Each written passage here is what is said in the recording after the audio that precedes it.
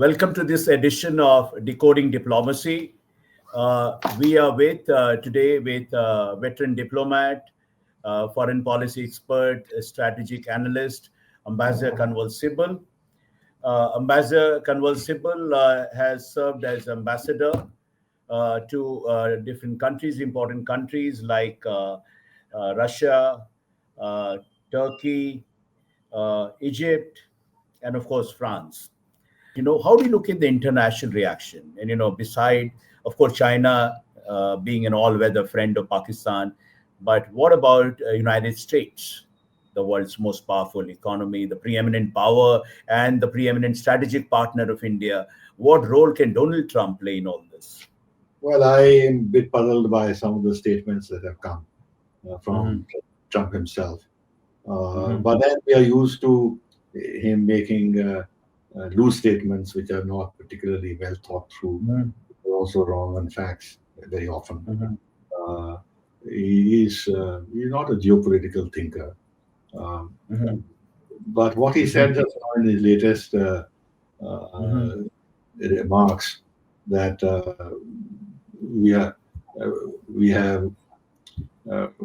close to India, we're close to Pakistan, we're close to both countries, and therefore, they should now wrap it up and stuff like that. Now, neither here nor my view is this: yeah. What is the US's relation with Pakistan? Right. They have virtually no economic ties. Right. Pakistan is not buying any US defense equipment apart from what they bought in the past. We are partners of the United States in Quad and in the Indo-Pacific and everything else because of a shared view that China needs to be deterred. But who's the biggest partner of Pakistan? China. Right. Right. And what is it that Pakistan has done over the years? They have stabbed the United States in the back all the time. Osama bin Laden, they had a fingerprint in the 26/11 attacks, the World Trade Center.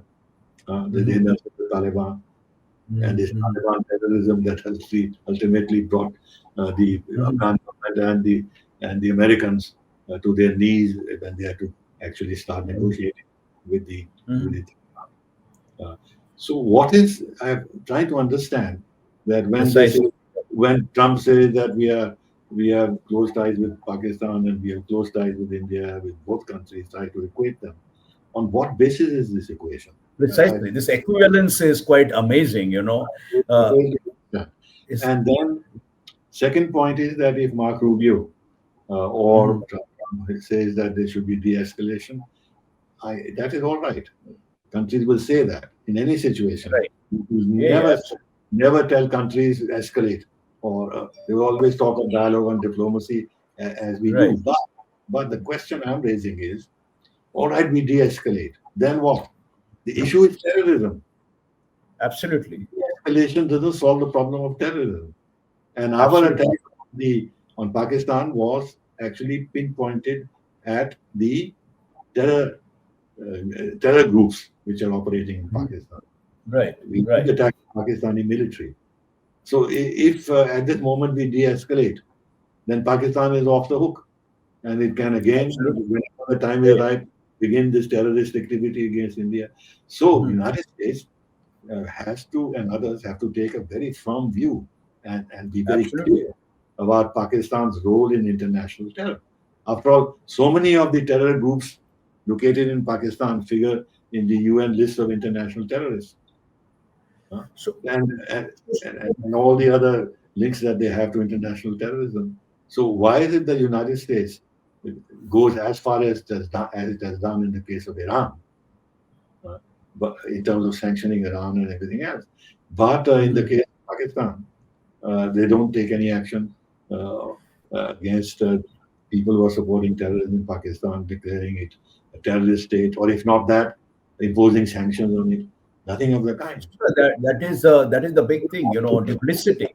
To conclude my argument, right, that what is it that those who are advocating de-escalation to us can Right. guarantee that sufficient international pressure would be put on Pakistan to Right. end visibly, Right. credibly, its terror links, so that genuinely we can then begin some kind of a dialogue with Pakistan to stabilize the So, sir, situation. this is fairly scandalous that as our strategic partner, as a partner in Quad Indo-Pacific, we could have expected a more stronger and unambiguous statement. I mean, at the end of the day, the strikes are okay, but we want to develop a long-term deterrence against Pakistan use of cross-border terror. And again, American Trump administration is playing this, kind of balancing act, and again bringing that hyphenation somewhere. I mean, is that because the Pakistani lobby is very active? Where is it coming from? Oh, I want to say that the Pakistan lobby can manipulate American thinking to Hmm. this. Uh, the Pakistani lobby may have been more effective during the Biden administration because Right, of the right. progressive part of the Democratic Party Hmm. and the Ilhan Omar and all these characters who've been floating around, Right. uh, and all this concern about minorities and stuff like that. But the Hmm. Trump administration is different. Trump Hmm. himself has been very strong and vocal on the issue of Islamic terrorism. Uh, Hmm. so this is where I'm a bit intrigued that Hmm. even in the recent statement that Trump made, uh, Hmm. there's no reference to the word terrorism. Hmm. Of course, I must say Hmm. to Right, right, right. Yeah, yeah. That's very that right. Yeah. Rubio Hmm. and uh, Tulsi Gabbard and Hmm. the Attorney General Pam Bondi, uh, the, Hmm. the FBI Director Kash Patel, and Hexed, the Hmm. Defense Secretary. They made very strong statements on terrorism. I concede that. Hmm. Hmm. But the point is that what are they going to do about Hmm. Pakistan's truck with terror? That's the central. Absolutely. And there we have no clarity, saying, okay, de escalate, and then what happens? Then Absolutely. Pakistan goes scot free and can Absolutely. do what it is doing again. Therefore, something has to be done demonstrably to satisfy the Absolutely. international community that they have Right. dealt with the terror groups that are operating in their country. But I'm afraid they'll not be able to do so, frankly, if you ask me. Right. It become too Islamist. The Islamist radicalization of Pakistan has done very deep. And Hmm. the armed forces, you have people like this, their fellow in Britain who was making the gestures of slitting the throat of peaceful protesters, Yeah. and the Mhm. Pakistani commission in Right. London. So you can see the kind of people that they are, and Yeah, yeah, absolutely. that's our problem. So, sir, coming to the question of radical Islamism, which is also a very potent threat to the United States and the West and the rest. I mean, a few hours ago, our Foreign Secretary Vikram Misri briefed, and he made an important point that Pakistan is crying horse over that India targeting religious facilities. I mean, we were targeting, the mosque, not mosque, but terrorist facilities, in whether in Bahawalpur or Muridke. And then there were state funerals given to known terrorists draped in Pakistani flag. This exaltation, this glorification of terrorists by the state machinery, and they were all Pakistani state functionaries were present at the funerals. And how do you look at this? This goes much deeper. And I don't think it ends there because, this time this terror attack has happened 5 years after, Pulwama and all that. I mean, this seems to be a vicious cycle and the world is still being ambiguous. Where do you see is going, really? The fight against radical Islamism, and then you have Pakistan Army Chief, who apparently has all Quranic verses by heart. I Yes, mean, is this Islam we are dealing with? yes. But that is an issue. Insofar as targeting mosques and this and that, two things. Mhm. Where did the Mhm. Taliban come out from? They came out Mhm. from Islamic madrasas, and Mhm. whenever they have a congregation of these fellows, these uh, Mhm. Islamists, they will. There has to be a mosque, no? I mean, that Mhm. is Right, part of right. the life. of the Muslim community, Right. not only of the terrorists, but the normal uh, Muslims who have no truck with terror. They are Mhm. very much wedded to the mosque. It's very central to their life, Friday prayers and Mhm. everything, 5 times prayer, azan, and everything else. But Right. when they come to terrorists, in fact, we have so many cases of the preachers in some of these mosque mullahs in some of these mosques who actually are very active in radicalizing the youth. So the nexus between mosque madrasas and terrorism is very close. And therefore, if you're going to attack uh, terrorist sites anywhere, then Mhm. inevitably the mosque will be hit. And the Pakistani army, the ICPR chief, uh, he, he Mhm. in fact, when he was giving a briefing on what India had done in attacking these terrorist sites, was focusing Right. on the mosques. He's trying Mhm. to actually excite the public on religious grounds that India is Right. looking at mosques and destroying mosques. Right. But Mhm. mosques are the breeding ground also of these kind of people. Absolutely. So, Absolutely. so that is one aspect.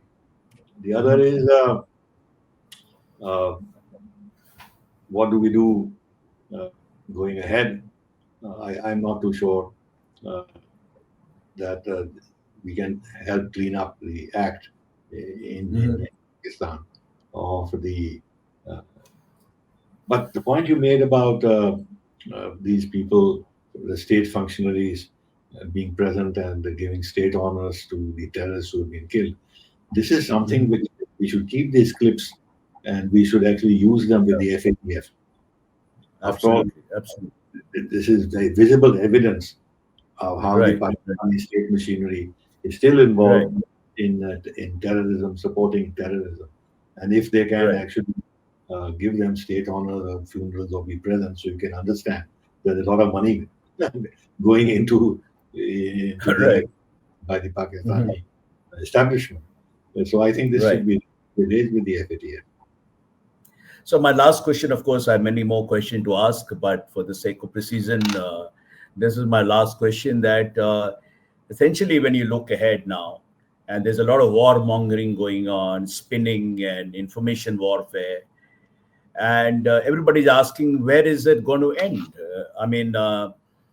Will saner voices prevail? And do you think, and of course, the West has created in a very formulaic manner about the nuclear threat, and it could be a nuclear flashpoint and all. How do you look at the nuclear part? Is it an exaggerated threat? Because the whole idea of these strikes is to call up Pakistan's nuclear bluff. Going ahead, how do you see this ending?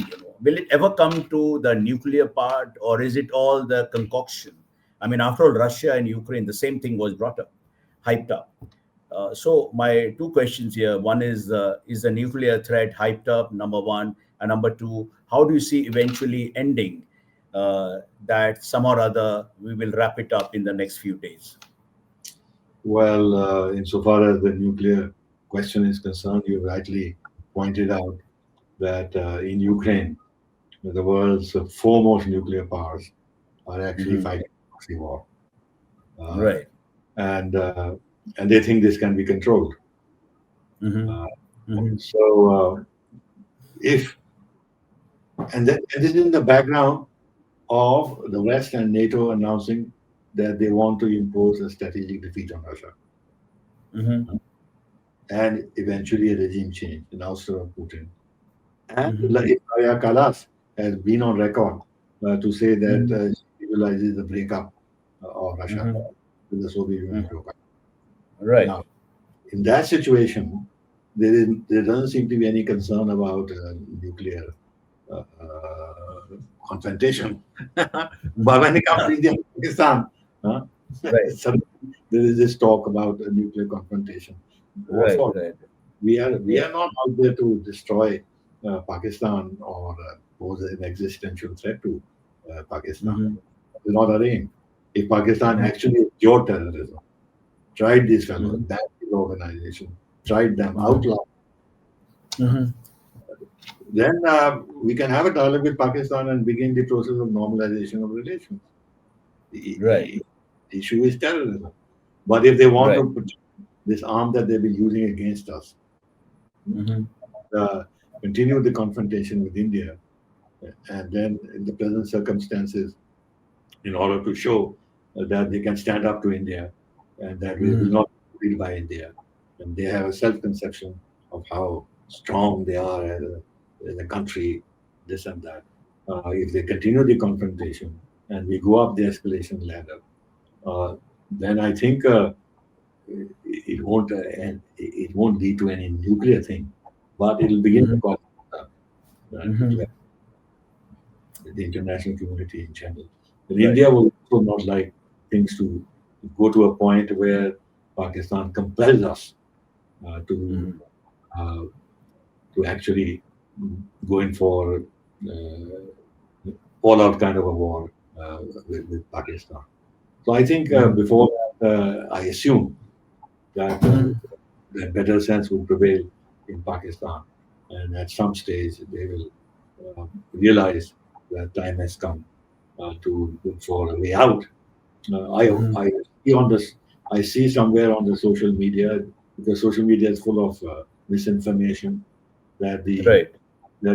one of the advisor of the army chief has the NSA, Pakistani NSA sort of has reached out to Mhm. him. Mhm. It's true or not true, I can't say. Mhm. Uh, but I have a feeling that United States, China, and Russia, and the European Union will advise Pakistan that beyond Mhm. point, if they go, then it Mhm. is perilous for them, and they have means at their disposal to Mhm. Pakistan to be more sensible. And the Right. most important being this IMF bailout, and then they can Mhm. use the West can also use Saudi Arabia and UAE to distill some sense into Pakistan Right. that don't sort of imperil your own existence by seeking a confrontation with India is not in your interest. So let's see Right. what happens. But I don't think that it will escalate to a point that where Right. we begin to worry about things like nuclear exchanges. Right, sir. I think I'm glad that there is a note of cautious optimism in you. And of course, this is essentially the story of two countries. If you recall, George Bush in 2016, when he denied nuclear deal to Pakistan, he said India and Pakistan are two different countries with two different histories. And I think the world is seeing that. I mean, it's for Pakistan to make that choice, whether it want to be there, 2% growth, you want to be an economy that counts. On the other hand, India set to become the third largest economy very soon and an important global player. So the onus is clearly on Pakistan, the choices it make. But for us, the core issue would remain, and that is what you're saying, that whether Pakistan will abandon cross-border terrorism as an instrument of state policy. It's a rapidly evolving situation. We'll keep tracking it. Thank you, Ambassador Sibal, for joining from London for this conversation. It's always very illuminating, revealing to talk to you. And thanks so much for your insights. Thank We'll you. come back. Yeah, thank you. Thank you. Thank you very much. All the best. Yeah.